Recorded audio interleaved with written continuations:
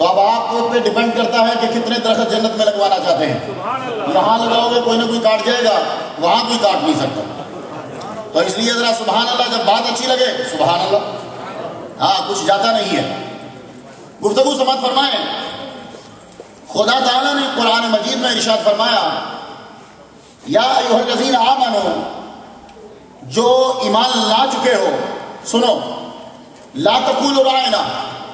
محمد صلی اللہ علیہ وآلہ وسلم کی تقریر جب سن رہے ہو تو حضور کو متوجہ کرنے کے لیے یا بات پوچھنے کے لیے یہ ورڈ یوز مت کرنا رائنا کا. کون سا یوز کرنا؟ وقول انظرنا. انظرنا کا ورڈ یوز کرنا, رائنا کا یوز مت کرنا.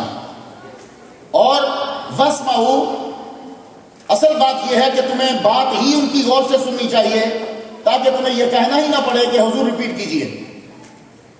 ترجمہ سن لیا آپ نے, سمجھ میں آ گیا ہوگا. پہلا پارہ ہے, آپ نے اس آیت کو بارہا پڑھا ہوگا. یا ایھا الذین آمنوا, اے وہ لوگو جو ایمان لائے ہو, لا تقولوا, نہ کہو رائنا, وقولوا انظرنا, بلکہ کہو انظرنا, واسمعوا, اور بہت غور سے سنو. ہوا کیا تھا کہ حضور جب تقریر فرماتے تھے تو آپ کی تقریر کے مجمع کے اندر یہودی بھی بیٹھتے تھے, آپ کے مجمع میں منافق بھی بیٹھتے تھے, آپ کے مجمع میں عیسائی بھی بیٹھتے تھے, آپ کے مجمع میں صحابہ بھی بیٹھتے تھے. اب حضور صلی اللہ علیہ وآلہ وسلم جب تقریر فرماتے تو کسی صحابی کو سمجھ نہ آتی تو وہ کہہ دیتے, یا رسول اللہ رعایت فرمائیے, رائنا, آپ ذرا اس کو دوبارہ بول دیجئے, ہمیں سمجھ نہیں آئی. تو جو بیچ میں منافق ہوتے تھے وہ کہتے تھے رائینا, اور جو یہودی ہوتے تھے وہ کہتے تھے رائنا. اب ہیبرو کے اندر رائنا کا معنی کچھ اور ہے.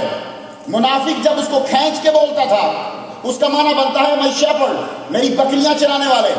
تو منافق کہتے تھے رائینا اور یہودی بولتے تھے رائنا. تو ہیبرو جو ہے, سعد بن معاذ ہیبرو جانتے تھے, اور یہودی کیا کرتے, جب حضور کو کہتے رائنا تو بعد میں ہنستے. آپ نے ایک دفعہ مجلس میں نوٹ کیا کہ یہ رائنا کہنے کے بعد ہنستے کیوں ہیں. دوسری مرتبہ جب مجلس میں پھر بیٹھے, پھر یہودی رائنا کہے اور بعد میں ہنسے. آپ نے غور فرمایا, او اچھا, کہنے لگے یہ رائنا اس کہنے کے بعد ہنستے ہیں. تو رائنا کا ہیبرو کے اندر ترجمہ ہوتا ہے لعنت, کرس. حضرت سعد نے دوسرے دن جب ایک آدمی نے رائنا کہا یہودی نے اور بعد میں ہنسا, تو آپ نے کہا آئندہ کے بعد تم اس ورڈ کو استعمال نہیں کرو گے. تو آگے سے یہودی بولا, کہنے لگا وہ تمہارے مسلمان بھی تو استعمال کرتے ہیں, وہ بھی تو یوز کرتے ہیں, تم ان کو کہ نہیں مجھے کہہ رہے ہو کہ میں تمہیں قتل کر دوں گا اگر تم نے دوبارہ رائنا کہا. تو وہ مسلمان بھی تو رائنا کہہ رہے ہیں. جب اس نے یہ کہا تو خدا تعالیٰ نے قرآن مجید میں آیت ہی اتار دی, یا ایھا الذین آمنوا لا تقولوا رائنا, اے ایمان والو. اب اس وقت ایمان والو تم تو تھے نہیں, اب ایمان والو ہیں کون؟ ابو بکر صدیق رضی اللہ تعالیٰ عنہ. کون ہے ایمان والو جو سچے ایمان والے ہیں؟ حضرت عثمان غنی رضی اللہ تعالیٰ عنہ, حضرت علی شیر خدا رضی اللہ تعالیٰ عنہ. یہ صحابہ کرام ہیں. اے صحابہ کرام, تم جب حضور صلی اللہ علیہ وآلہ وسلم کی تقریر سن رہے ہو اور اگر تمہیں بات سمجھ میں نہ آئے, پہلی بات تو یہ ہے کہ بڑے دھیان سے سنو کہ تمہیں دوبارہ کہنے کی ضرورت نہ پڑے. لیکن اگر سمجھ میں نہ آئے تو رائنا استعمال مت کرنا, کیونکہ رائنا کے دو مطلب ہیں. ایک اس کا معنی ہیبرو میں لعنت ہے, اور دوسرا رائنا کا معنی متوجہ کرنا ہے. تمہاری نیت میں شک نہیں, دشمنوں کی نیت میں شک ہے کہ ان کی نیت ٹھیک نہیں, اس لیے میرے نبی کے لیے وہ لفظ استعمال ہی مت کرو جس میں توہین کا پہلو نکلتا ہو. اب آپ لوگوں نے طے کرنا ہے. میں نے قرآن کی آیت پڑھی ہے, نہ کوئی شعر پڑھا ہے, نہ ہسٹری سنائی ہے, نہ حدیث پڑھی ہے, کیونکہ تینوں پہ تم اعتراض کرو گے. قرآن مجید پہ اعتراض نہیں کر سکتے, اور یہ بھی بالکل یوں سمجھو کہ جیسے دلالت النص ہے, یعنی اشارت النص کی بات نہیں کہہ رہا میں, اقتضاء النص بھی نہیں کہہ رہا. یہ دلالت النص ہے کہ تم ایسا ورڈ یوز کر ہی نہیں سکتے جس کے دو پہلو ہوں, ایک اچھا ایک برا. جیسے لفظ بشر ہے, بشر کے اس دور میں دو معنی ہے. ایک تو بشر کا معنی ہے کہ جس کی سکن ہے, یہ اس کا اچھا پہلو ہے, اس لیے آپ کو بشر کہا جاتا ہے کیونکہ تمہاری سکن ہے. فرشتے کی سکن نہیں, اس لیے اس کو بشر نہیں کہا جاتا. جن کی سکن نہیں, اس لیے اس کو بشر نہیں کہا جاتا. تمہاری سکن ہے, تمہیں بشر کہا جاتا ہے. تو بشر کا ایک معنی تو یہ ہوا جس کی سکن ہے, اور ایک بشر کا معنی یہ ہے یہودی، عیسائی، سکھ، ہندو، مجوسی، گناہگار، بدتمیز، بے شرم، یہ سب معنی بشر کے ہیں۔ اب مجھے تم بتاؤ، تمہاری چاہے نیت صحیح ہو کہ ہم نبی کو بشر کہہ رہے ہیں، تمہاری بھلے سے نیت صحیح ہو، لیکن تم یہ ورڈ نبی کے لیے یوز کر نہیں سکتے، کیونکہ اس کے دو معنی ہیں۔ ایک تو اس سے مراد کافر بھی ہے، ہندو بھی ہے، سکھ بھی ہے، اور ایک اس سے وہ بندہ کہ جس کی سکن ہے، وہ جنس جس کی سکن ہے۔ اس لیے تم یہ لفظ حضور کے لیے استعمال کر ہی نہیں سکتے۔ تو وہ الفاظ جس سے نبی کی توہین ہوتی ہو، وہ الفاظ قرآن کی روح سے آپ حضور صلی اللہ علیہ وآلہ وسلم کے لیے استعمال۔ تو میلاد میں آنے والوں، میلاد میں سیرت النبی ہی ہوتی ہے، لیکن چونکہ میلاد پہلے ہوتا ہے، سیرت بعد میں ہوتی ہے، اس لیے ہمارے ہاں ٹائٹل میلاد النبی لکھ دیا جاتا ہے۔ یہ مطلب نہیں کہ ہم حضور کی سیرت کے منکر ہیں۔ میلاد پہلے ہوگا، بچہ پیدا پہلے ہوگا، اس کی سیرت جو ہے وہ بعد میں ہوگی۔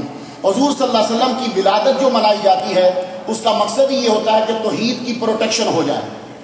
اگر آپ حضور صلی اللہ علیہ وسلم کا میلاد نہیں منائیں گے تو توحید کی پروٹیکشن نہیں ہوگی۔ ہو سکتا ہے کہ کوئی آدمی حضور کو رب کے برابر قرار دے دے، ہو سکتا ہے کوئی کہہ دے کہ حضور جو ہے نعوذ باللہ، جیسے دوسروں نے کہا کہ وہ اللہ کے بیٹے ہیں۔ لیکن جب تم میلاد بڑی سختی سے مناؤ گے تو سب لوگوں کو بتاؤ گے کہ حضور آج کے دن پیدا ہوئے، وہ حضرت آمینہ کے بیٹے ہیں، حضرت عبداللہ کے لخت جگر ہیں، تو سمجھ میں آ جائے گا جو پیدا ہوتا ہے وہ اور تو سب کچھ ہو سکتا ہے، نہ خدا ہو سکتا ہے، نہ خدا کے برابر ہو سکتا ہے۔ اور ایک اور ورڈ بہت یوز کیا جاتا ہے زیادہ تر عورتوں میں، اور جو درس قرآن ہوتا ہے، جی میلاد شرک ہے، یہ لفظ جو بھی استعمال کرے اس کے آگے ہاتھ جوڑ کے کہو فوراً کلمہ پڑھو، توبہ کر، کیونکہ تو کافر ہو چکا ہے۔ آپ پوچھیں گے مختار نہیں وہ کیسے؟ اس لیے کہ شرک کہتے کسے ہیں، شرک کی ڈیفینیشن کیا ہے؟ شرک کی ڈیفینیشن یہ ہے کہ جو چیز اللہ کے لیے خاص تھی وہ کسی بندے کے لیے کر دی۔ جیسے سجدہ یہ اللہ کے لیے ہے، اگر تم کسی اور کے لیے کرو گے خدا سمجھ کے تو شرک ہو گیا۔ جیسے ورشپ پوجا اللہ کے لیے ہے، اگر تم نے کسی بندے کے لیے کر دی، اس کو معبود بنا لیا تو شرک ہو گیا۔ اگر تم نے یہ کہا کہ میلاد شرک ہے تو اس کا مطلب ہے کہ تم دماغ میں یہ رکھ رہے ہو کہ میلاد اصل میں نعوذ باللہ اللہ کا تھا اور وہ حضور کا ہو رہا ہے۔ اتنی بڑی جہالت کا ثبوت دیا درس قرآن کے اندر۔ جس شخص کو یہ نہیں معلوم کہ میں میلاد کے ساتھ لفظ شرک استعمال کر سکتا ہوں کہ نہیں، وہ آگے کیا درس دے گا؟ تو اس لیے دماغ میں رکھو، میلاد جو ہے اللہ تعالیٰ هو الاول والآخر والظاہر، خدا تعالیٰ جو ہے اس کی کوئی ابتدا نہیں ہے، اس کی کوئی ابتدا نہیں ہے، وہ پیدا نہیں ہوا نعوذ باللہ، پیدا ہوئے ہیں تو محمد صلی اللہ علیہ وآلہ وسلم۔ محمد صلی اللہ علیہ وآلہ وسلم پیدا ہوئے 22 اپریل یکم جیٹ سوموار کا دن 12 ربیع الاول 4:20 پہ جب حساب لگایا تھا تب سعودی عرب کے ٹائم کے مطابق 4:20 پہ محمد صلی اللہ علیہ وآلہ وسلم نے اپنے قدم جو ہے زمین کے اوپر رکھے۔ ایک کتاب ہے وہ آج سے 693 سال پہلے لکھی گئی، 693 سال پہلے، المدخل اس کا نام ہے۔ وہ سوال اٹھاتے ہیں کہ حضور صلی اللہ علیہ وآلہ وسلم سوموار کے دن کیوں پیدا ہوئے؟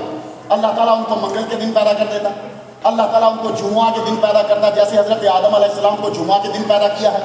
اللہ تعالیٰ نے حضور صلی اللہ علیہ وآلہ وسلم کو منڈے کے دن سوموار کو کیوں پیدا کیا؟ تو آپ جواب دیتے ہیں کہ سنو، ان اللہ خلق الشجر یوم الاثنین، اللہ تعالیٰ نے درختوں کو پیدا کیا ہے سوموار کے دن۔ درخت جو خدا تعالیٰ نے زمین میں اگائے سوموار کے دن اگائے، اس کے علم کے مطابق جو بنتا ہے تو درخت اگے۔ اب درخت کرتا کیا ہے؟ ہر ملک یہ کہتا ہے کہ درخت زیادہ لگاؤ، درخت جو ہے گرینری جو ہے، یہ گرینری زندگی کی علامت ہے۔